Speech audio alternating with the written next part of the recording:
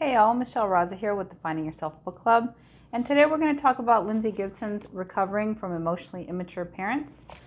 We've been talking about EI parents, how they're hostile towards your inner world. This is chapter 6 of her book. If you do, please get a chance. If you can like and subscribe, it really does help us little YouTubers. And visit our website. We're at www.findingyourselfsatx.com. There you can take our free life balance questionnaire and send it to us. You can also just fill out a contact form and we'll be in touch. Your first consult is always free and there's no obligation thereafter. Thank you.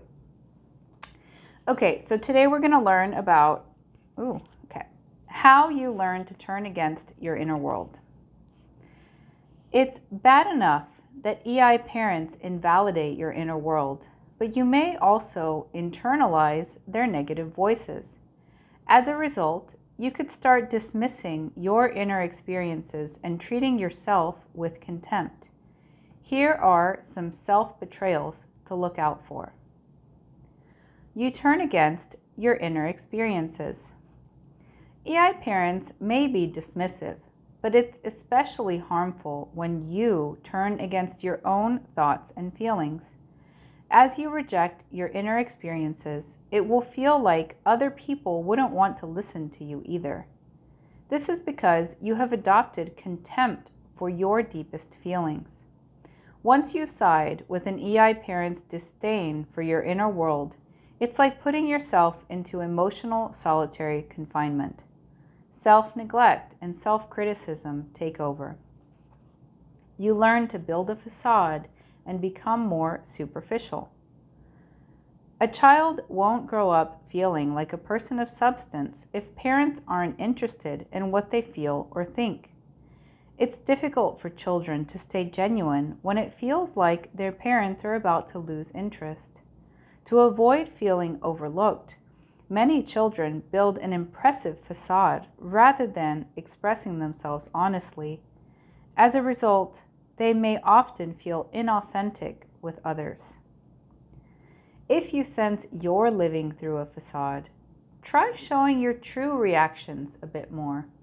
Ease up on the ideal self-image and turn your attention to what you're really feeling. Every bit of self-awareness diminishes superficiality. Every time you are a little more authentic, your loyalty to yourself increases.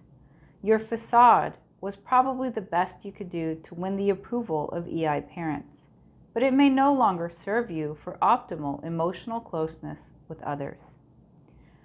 You minimize your feelings and shut yourself down. EI parents often act as if your normal, as if your normal emotions are too extreme, as if there was something wrong with you for having a heartfelt reaction. They thus teach you to downplay your feelings because they are uncomfortable with these strong emotions. They convince you that many of your emotions are unwarranted or excessive. Mia's story. When Mia felt sad or hurt as a child, her parents told her, "Don't be upset," or "You shouldn't feel that way." Yet, when Mia was really happy, excited, or looking forward to something, her parents would still warn her, "Don't get your hopes up." Their overall message to her was, "Don't feel." Whatever Mia experienced, she always got the message that it was too much. Mild emotional arousal was all her parents considered acceptable. To avoid embarrassment, Mia learned to disconnect from her strongest emotions, whether positive or negative. This resulted in chronic depression as an adult. "I think they wanted me to be happy," Mia told me, but in a very shallow, let's not get too deep kind of way. Mia recalled that her parents accepted her happiness only about tangible, outer world things they approved of, such as Christmas gifts, new clothes, or a good report card. Mia hid her true reactions because her parents often judged her feelings as excessive, weak, or oversensitive. Because of their rejection, Mia began to minimize and hide her feelings from herself too.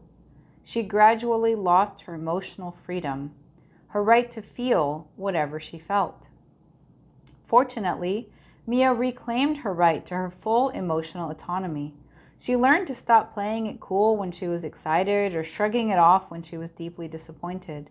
She practiced staying open to her emotions and letting her feelings reach full form.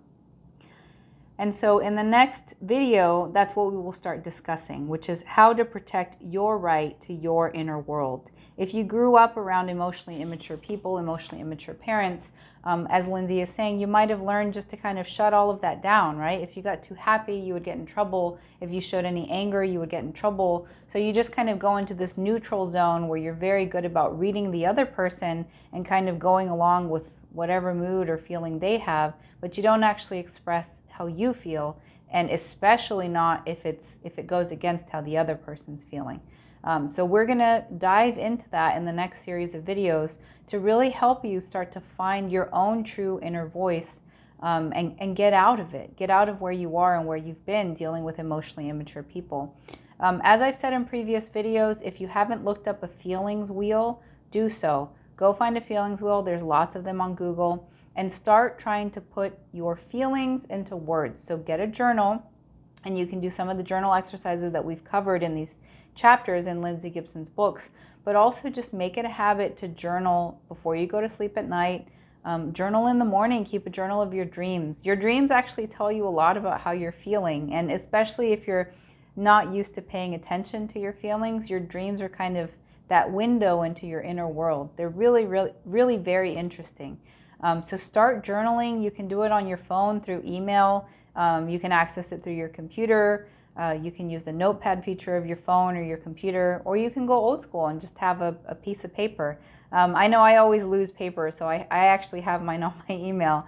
It's just better that way for me. But whatever works for you, right? For some people, just a notepad by their bed. Journal right before you go to bed. Journal when you wake up. It's going to take a lot to be able to uncover, especially when you get into your negative emotions, right? You have negative feelings that you've been taught are just kind of taboo and you're not supposed to have them. And in reality, your feelings can't hurt someone. Whether you react on those feelings or act on those feelings, you can hurt someone. But just having the feelings doesn't hurt someone. And if you dive into feelings such as anger, you'll often find that there are more vulnerable feelings underneath, such as frustration, sadness, loss. So try to find those. You can even do something as simple as YouTubing a rage meditation, which I know I've personally done. And I was able to, through the meditation, get to the point where I could access the sadness. Because personally, me, Michelle Raza, I go numb. And so I don't have feelings, right? I'm a robot. But that's not true, right? I do have feelings. You have feelings. We all do. I just kind of cover them, and my coping mechanism is to detach. So I can access those sad and negative feelings through meditation, and be able to cry. And there's lots of things that I need to cry about. I'm sure you have them too. So being able to reconnect with your feelings, whether good or bad, is really important in your healing journey. And then the coping mechanisms that Lindsay gives us for dealing with EIPs, it's kind of funny because when we're reading this chapter, she's talking about the negativity of how you are superficial and you have a facade. But then a lot of her coping mechanisms that she's teaching us are kind of building that facade. So it's about knowing when to use it in order to minimize the conflict with the EIP, and also being able to connect in a real way with both yourself and with people who can reciprocate. So if you're taking the guidance on a one-for-one, you're like, wait, all of these tips that she's given us are teaching us how to be more superficial or negative so that we can match the EIP. And that's right, they are. But it's only so that you can match the EIP and have a more pleasant interaction than the negative that you've been used to. But in reality, you want to be able to access your true feelings, your true thoughts, and share those with your intimate partner, with a group of friends, or with family members that reciprocate, with emotionally intelligent people, not emotionally immature people. So I hope this is helpful for you. Please do check out our website. We're at www.findingyourselfsatx.com. And please do like and subscribe. It really does help us. And look forward to talking with you in the next video. Take care.